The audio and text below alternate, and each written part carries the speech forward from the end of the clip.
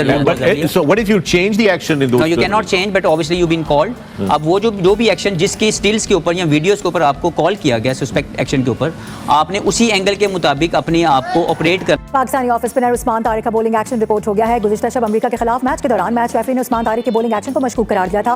عثمان طارق کو 12 فروری کو آئی سی C centre of excellence Dubai میں ٹیسٹنگ کے لیے طلب کر لیا گیا ہے، جہاں پر ان کے بولنگ ایکشن کا مختلف تکنیکی پیمانوں پر جائزہ لیا جائے گا. عثمان طارق کا ایکشن رپورٹ ہو گیا، اٹ مینز ہی کانٹ بول اینی. وہی ہوا جس کا ڈر تھا، جس خطرے کا اور جس خدشے کا میں کئی بار اظہار کر چکا تھا اور اس پہ میں بات بھی کر چکا تھا. آئی سی سی نے وہی خبر پاکستان کرکٹ بورڈ کو سنا دی ہے. لیکن یہ ایک ایسی چیز ہے جو زندگی بھر ان کے ساتھ لگی رہے گی. جس طرح ماضی میں بھی ہم نے دیکھا کئی بالرز تھے، مرلی دھرن کے ایکشن پہ بھی سوال اٹھتے تھے، شعیب اختر کے ایکشن پہ بھی سوال اٹھتے تھے، محمد حفیظ کے ایکشن پہ سوال اٹھتے تھے. یہ چلتا رہتا ہے. ایک دفعہ اگر آپ کے اوپر لیبل لگ گیا تو وہ رہے گا. 2 ویک کے لیے آپ کو 14 دن کی اجازت ہوتی ہے. With in that period you can بول. بٹ آئی ڈونٹ نو دس از کو تحفظ پروگرام کے تحت لانچ کیا. انڈیا کے خلاف وہ نہیں ڈال دے گا جس کی ہیٹرک بنتے بچی ہے. بس اس کا دن خراب آنے والا ہے پاکستان کا. عثمان طارق جو ہے اس کا دن خراب آنے والا ہے، وہی انڈیا کے خلاف.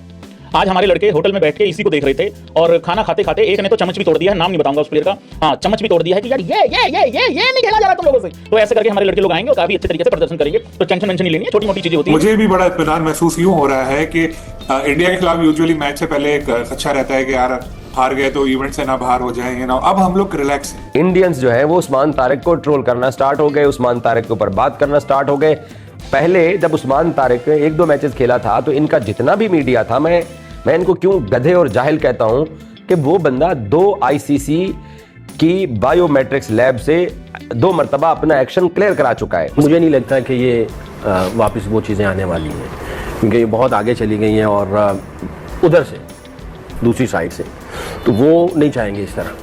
اس کو رکھا ہی اسی لیے کہ اس کے اندر جو ہے نا وہ سیاست اپنی چمکائے. وہ تیاری کر کے تو بیٹھے ہیں اور اگر کل پاکستان نے ہرا دیا ان کو سنڈے کو جو میچ ہو رہا ہے تو سنڈے کو میچ جیتنے کے بعد اس کے بعد اسی طرح کی باتیں پھر وہ لوگ اچھالیں گے. اس کا ایکشن ایسا ہے کہ یہ کرکٹ کی سول کے ساتھ زیادتی ہے. مطلب کرکٹ آپ کتنے سالوں سے دیکھ رہے ہو، بالر آتا ہے، بال کرواتا ہے، کروانے لگتا ہے، بیٹر تیار ہوتا ہے. لیکن عثمان طارق دنیا کا واحد بالر ہے کہ وہ رکے گا اور بلے باز کو 1 سیکنڈ ویٹ کرنا ہے. تو وہ جو ایک نیچرل فلو ہے بلے کا وہ ٹوٹ جاتا ہے. اور میرا نہیں خیال کہ میں یہ سمجھتا تھا کہ عثمان طارق کو جو ہے وہ انڈیا کے خلاف میدان میں اتارنا چاہیے. کم از کم وہی جو ایک میچ ہے وہ کھیلتے اور اس کے بعد اگر ان کا بالنگ ایکشن رپورٹ بھی ہو جاتا تو کم از کم ہم انڈیا کو ان کے تھرو ڈنٹ دینے میں کامیاب ہو جاتے ہیں. بہرحال پچھلا جو میچ ہوا ہے پاکستان کا یو ایس اے کے خلاف، اس میں اب آفیشیلی آئی سی سی نے بتا دیا ہے کہ عثمان طارق کا جو بالنگ ایکشن ہے اس کو میچ ریفری جو ہے انہوں نے مشکوک قرار دے دیا ہے. اور میچ ریفری نے ان کو کہا ہے کہ وہ ان کا ایکشن دوبارہ رپورٹ کرانے کی کوششیں شروع ہو چکی ہے اور یہ گراؤنڈ بنا رہے ہیں لوگ.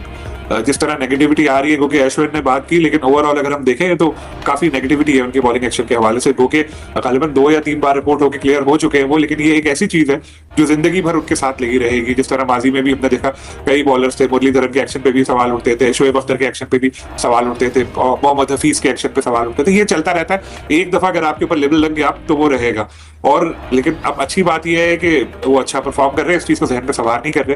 امریکہ کے خلاف انہوں نے بہت اچھی بالنگ کی، 2 بالوں پہ 2 وکٹیں بھی لی اور امریکن بیٹر بالکل کنفیوز ہو گئے تھے جب ان کا سامنا کرے عثمان کا. تو انڈیا کے خلاف بھی ہمارے ٹرمپ کارڈ ثابت ہو سکتے ہیں اور ہم تو یہ چاہتے ہیں میچ جتوا دیں. انڈیا والا پہلا میچ تو جتوائیں، پھر باقی دیکھیں گے ایکشن پہ کیا ہوتا ہے. انڈیا کے ساتھ میچ تھا تو پھر کوئی نیا تنازع تو آنا ہی تھا نا. بالکل، کیونکہ وہ تیاری کر کے تو بیٹھے ہیں اور اگر کل پاکستان نے ہرا دیا ان کو سنڈے کو جو میچ ہو رہا ہے تو سنڈے کو میچ جیتنے کے بعد اس کے بعد اسی طرح کی باتیں پھر وہ لوگ اچھالیں گے. اس کا ایکشن ایسا ہے ویسا ہے. اور میں دیکھ رہا ہوں سوشل میڈیا وغیرہ پہ کافی نیگیٹیوٹی آلریڈی شروع کی ہوئی. آپ کو تو پتہ ہے انڈیا کا تو کام ہی یہی ہے، ہاتھ نہیں ملائیں گے، یہ نہیں کریں گے. تو اس طرح کی چیپ حرکتیں تو وہ کریں گے. بلکہ اس اچھا موقع ملا ہے مجھے تو میں یہ بتا دوں کہ پی سی بی کو بھی یہ سوچنا چاہیے کہ بھائی کوئی ہاتھ نہیں ملانا تو نہ ملائے. ہم نے کوئی ٹھیکہ تھوڑی لیا ہوا ہے اسپرٹ آف کرکٹ کا.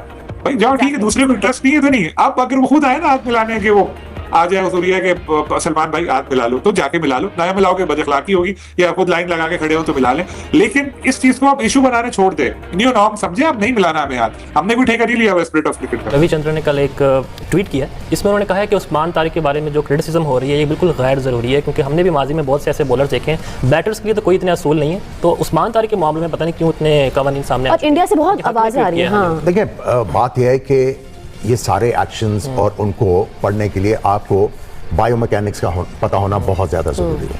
یہ آپ اگر آپ ہلکے سے کنک کی بات کرتے ہیں، دیکھیں آپ کی ایلبو جو ہے وہ بینڈ ہوگی جب آپ نے बैक रिस्क के साथ बॉल करना है। आप रिस्क जो है वो जब गेंद फेंक देंगे तब जाके स्ट्रेट होगी।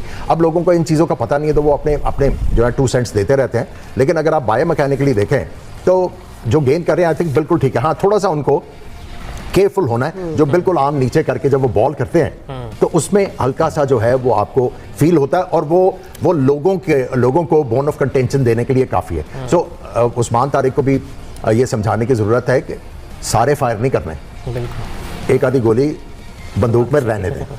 बिल्कुल। सलमान भाई, आप इस पे क्या कहेंगे? आपने भी बहुत से बॉलर्स को फेस किया होगा, कभी इस तरह की मुश्किल आपको आई है फेस करने में, एक्शन मशकूक नजर आया जैसा? देखिए, जब आपको बॉलिंग की समझ नहीं आती ना, फिर आपका एक्शन पे ध्यान जाता है। So lot of people who talk about him like Cameron Green, क्योंकि बेबस थे उसके आगे, ठीक है। Ravichandran Ashwin is one smart bowler और खुद ऑफ स्पिनर रहे हैं और काफी उनका डिफरेंट एंगल से बॉल करते रहे हैं, ठीक है।